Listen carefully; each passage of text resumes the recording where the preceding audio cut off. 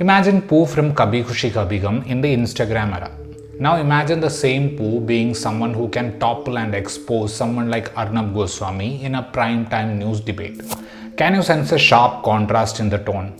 Created by Ishita Moitra and directed by Colin Di Gunya, the latest Amazon Prime Video original Call Me Bay is an attempt to blend both these worlds, but the glossiness and the expensive poverty of the characters are so on your face that the intention might remind you of Patal Lok, but the execution just looks like Emily in Paris. Bella Chaudhary aka Bay, whose social media handle is @CallMeBay, is our central character. She is married to Agastya Chaudhary and the Chaudharys are filthy rich. Long story short, the abandonment Bella felt in the marriage made her cross the lines, eventually resulting in the separation. Her own family also disowned her and she was forced to move to Mumbai to restart without the support of anyone. How that journey goes for Bay is what we see in Dramatic Entertainment's Call Me Bay. It is not like the issues faced by women and sister code narratives always need to be done using darker treatment with a lot of misery on screen.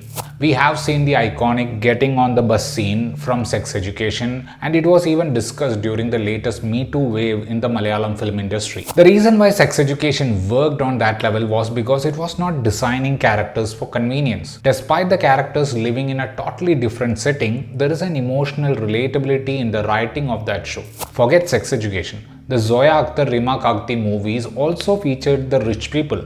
But they also worked because the character's struggle had parallels with everyone watching those movies. There is this character named Saira Ali in the series who helps Bella get a place to live initially and eventually she becomes her roommate. That character actually had a lot of scope in my opinion. In the early episodes of the series, Sarah reveals that she uses dating apps like Airbnb when she has to find a place to crash for a week's time. I mean, it felt more like a plausible middle-class girl's struggle in a city like Mumbai without the family's support. But the focus of Call Me Bay is on Bay and she is that delusional Gen Z girl. The series finale has major things happening like big names getting called out on live TV, exposing the breach of privacy, etc. But those scenes looked so shallow because our central character is still in her poo zone with very little evolution happening to her thinking process. Knowing how good she was in Kho Gaye Hum Kaha, a movie that has Ananya Pandey playing a social media validation seeking girl, her underwhelming performance in Call Me Bay feels like a result of the way the series was treated. There are countless moments in the series where you would feel that the character's delusional phase is over and the very next moment the script would put her back in the K3G space.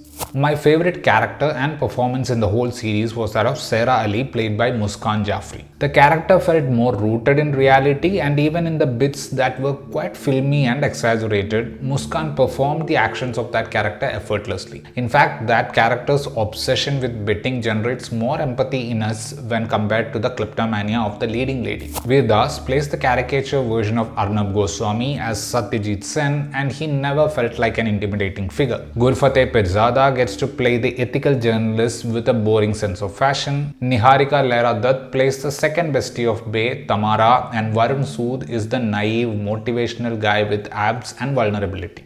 Lisa Mishra, Sahil Shroff, Vihan Samath, etc. are the other names in the cast, along with a slew of cameos including names like Karishma Tanna and Sayani Gupta. As I already mentioned, the finale of this show has these women empowering themes along with lessons of ethical journalism.